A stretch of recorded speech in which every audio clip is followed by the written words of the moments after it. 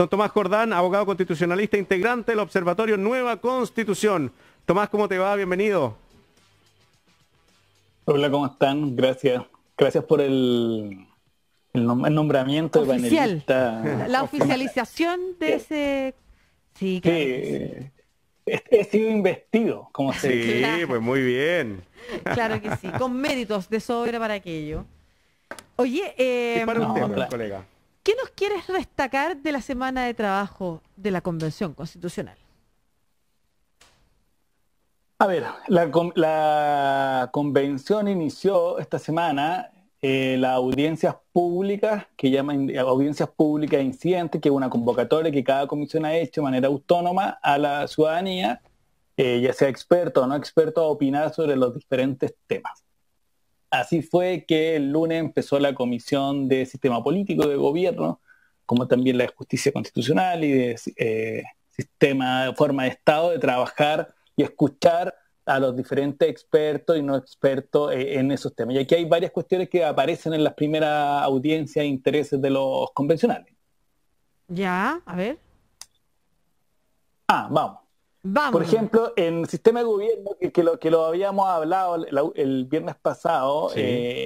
inicialmente de esta complejidad que hay de cuando uno habla del sistema de gobierno, que tiene que ver con si vamos a seguir siendo presidencialistas, de qué manera, o vamos a pasar a un semipresidencialismo o avanzar a un parlamentarismo. En la primera audiencia ha quedado claro una cuestión que es poco popular, pero muy importante para los sistemas políticos, que es el rol de los partidos políticos en el diseño de un modelo nuevo. ¿Ya? Lo voy a ejemplificar así. Si nosotros queremos pasar a un parlamentarismo, los parlamentarismos, la mayoría en el Congreso elige al primer ministro, y el primer ministro es quien gobierna en estos años, ya sea 4, 5, 6, según sea el periodo presidencial.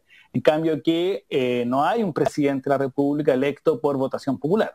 Pero si uno quiere avanzar un semipresidencialismo, también es necesario un sistema de partidos fuerte y un Congreso fuerte con partidos políticos que sancionen al primer ministro que se elige por el Congreso o designado por el presidente pero aprobado por el Congreso, y paralelamente tú eliges un presidente de la República o presidente electo por voto popular. Pero si incluso quisieras mantenerte en el sistema presidencial y avanzar hacia un sistema más moderado o parlamentarizado, según cómo se mire, requieres también un sistema de partido. Y todos los expertos, como también las preguntas que han hecho los convencionales, han ido en el camino a la necesidad de fortalecer el sistema de partido, cuestión que pareciera ser poco intuitiva en el Claro. sitio que estamos viviendo, y sobre todo en la constituyente, donde el 65% son independientes.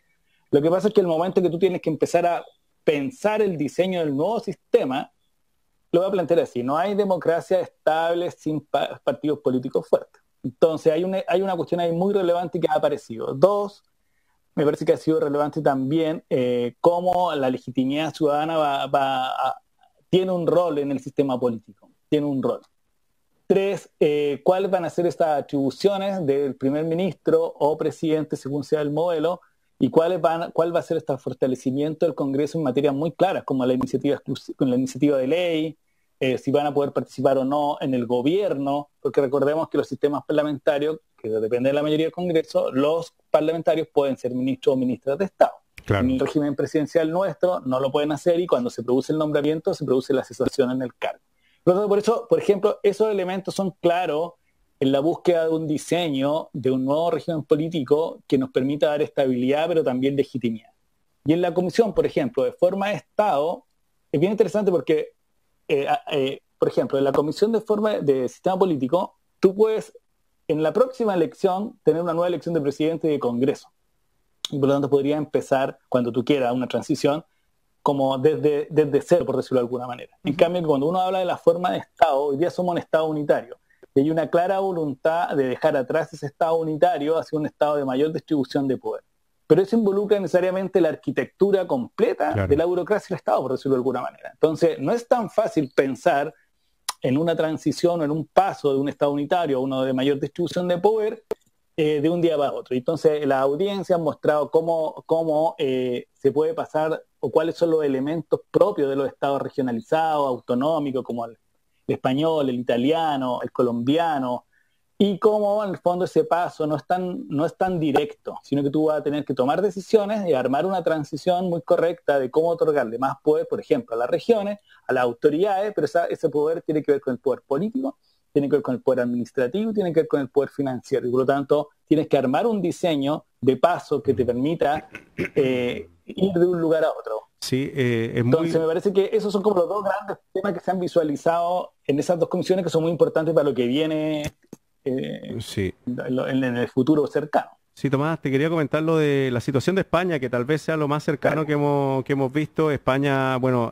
tienen distintos idiomas, tienen distintas culturas, viven dentro de un mismo reino, finalmente que es un reino, y que las autoridades de esos países, el País Vasco, los catalanes, qué sé yo, los gallegos, ellos también eligen su autoridad de su propio parlamento y tienen ciertas cosas económicas también que les pertenecen, pero también tributan al Estado español.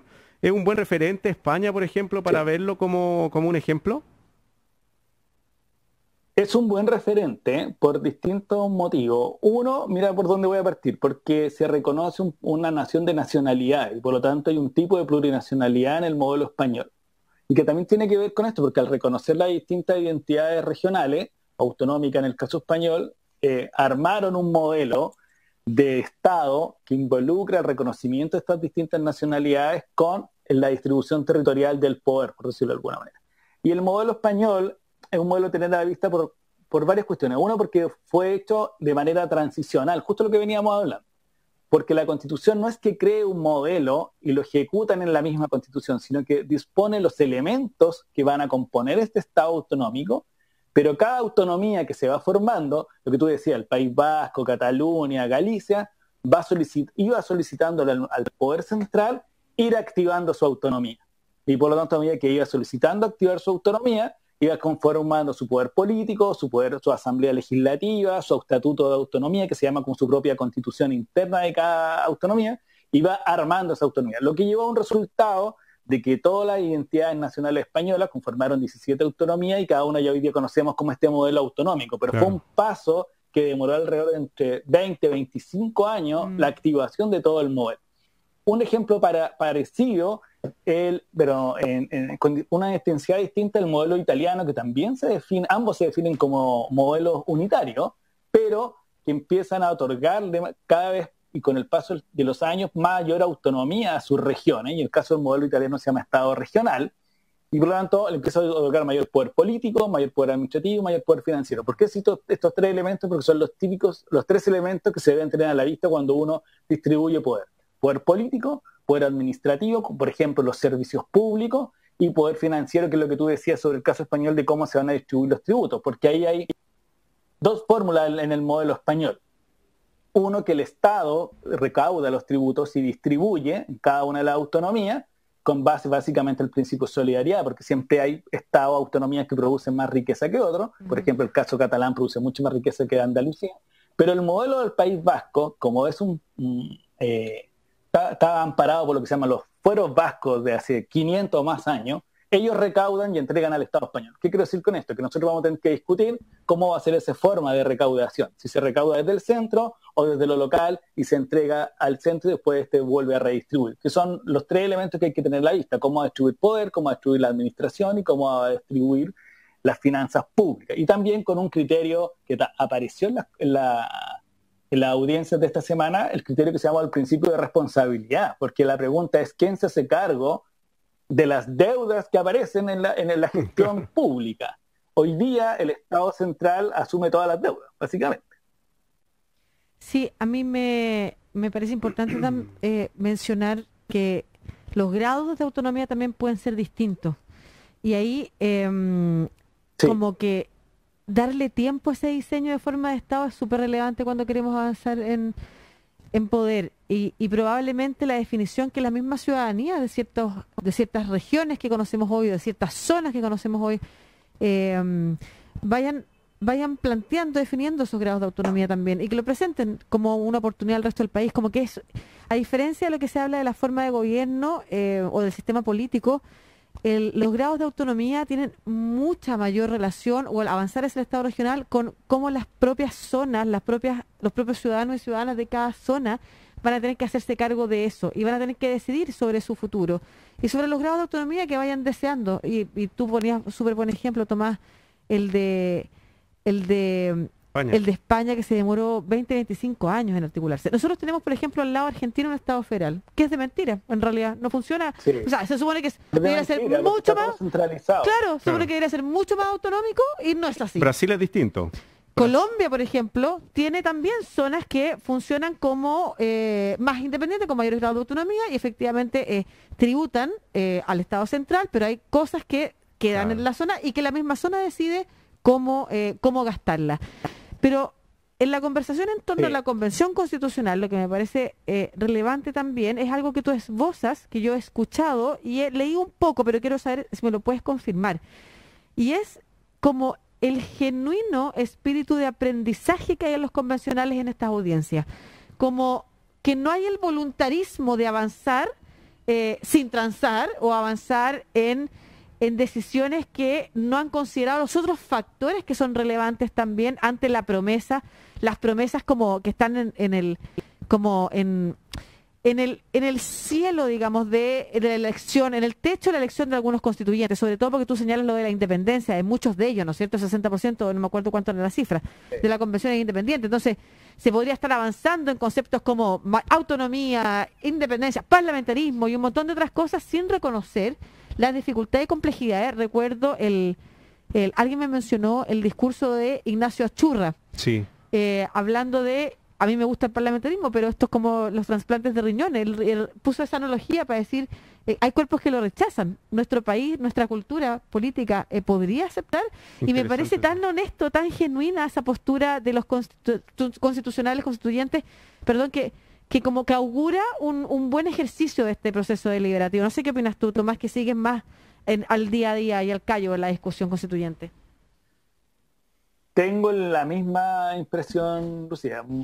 Es más, nosotros como observatorio estuvimos martes y miércoles en la convención toda la mañana, exponiendo distintas comisiones, y la sensación es la misma, la sensación no, la voluntad es esa. Por ejemplo, si saben que, hay premisas claras. Por ejemplo, voy a ponerlo en forma de Estado. Sabemos que queremos abandonar el Estado unitario tal cual lo conocemos.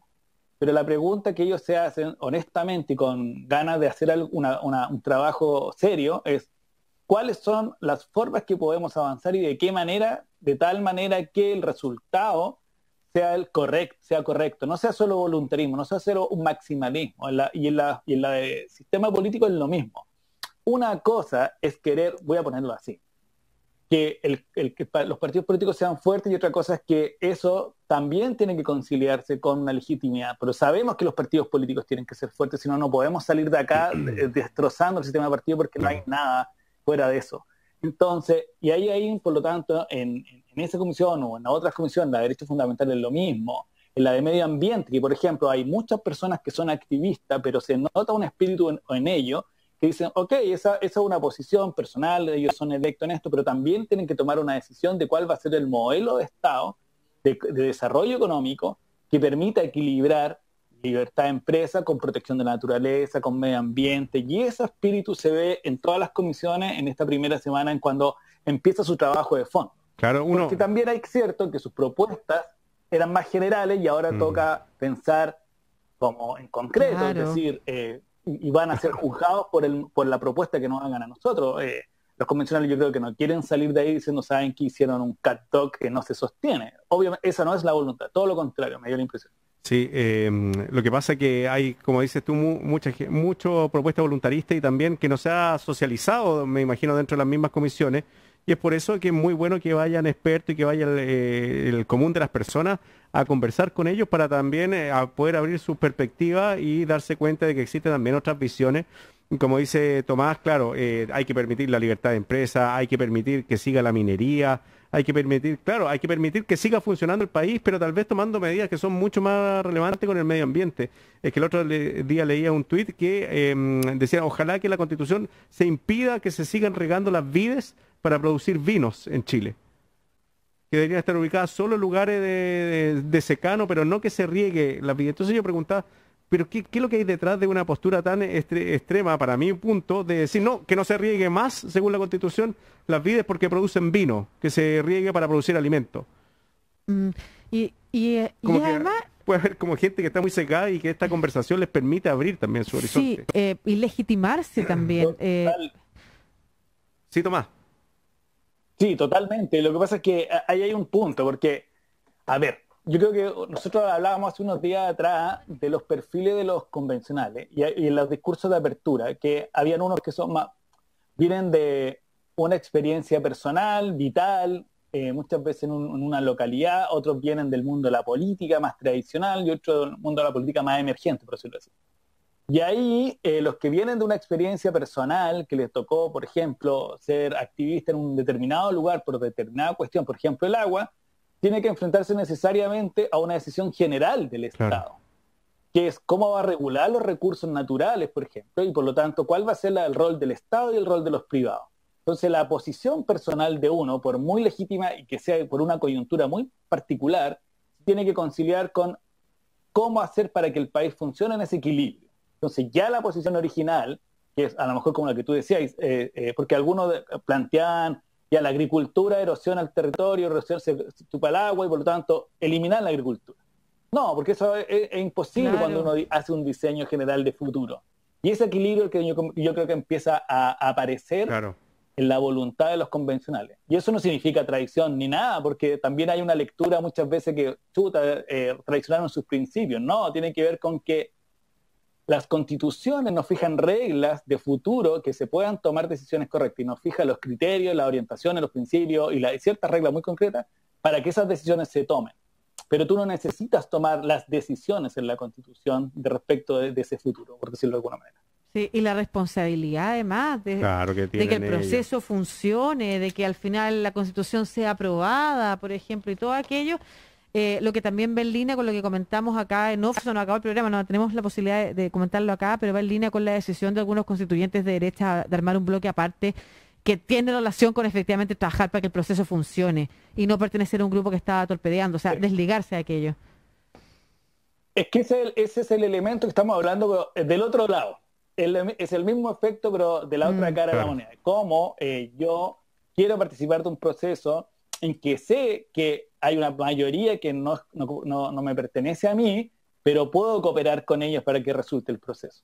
Que al final todos al final del día, bajémonos un poco la posición inicial y vamos buscando un acuerdo que nos permita salir airosos del proceso constituyente. Claro. Y ahí claramente van a haber extremos, porque siempre ocurre así en los procesos constituyentes, también los procesos legislativos, de que van a querer excluirse necesariamente. Muchas gracias, Tomás Jordán, abogado constitucionalista, integrante del Observatorio Nueva Constitución, panelista de los viernes, que nos cuenta el resumen de lo más importante que ha sucedido en la semana de discusión constituyente. Un abrazo. Chao, Tomás. Gracias, un abrazo, que tengan buen fin de semana. Hicimos una reflexión más general hoy día, pero me parece que a veces... Súper bien. No, está súper bien. Excelente, porque así bajamos estas temáticas a las personas comunes y corrientes como nosotros que no estamos metidos en la discusión diaria en la que están ustedes. Así que gracias, Tomás. Un abrazo. Gracias, que estén muy bien. Buen fin de semana. Igual para todos y todas quienes nos escucharon hoy día, programa de viernes 5 de noviembre, la semanita corta. El 18 todavía. No, te falta como un año completo, pero para la Navidad falta menos. No.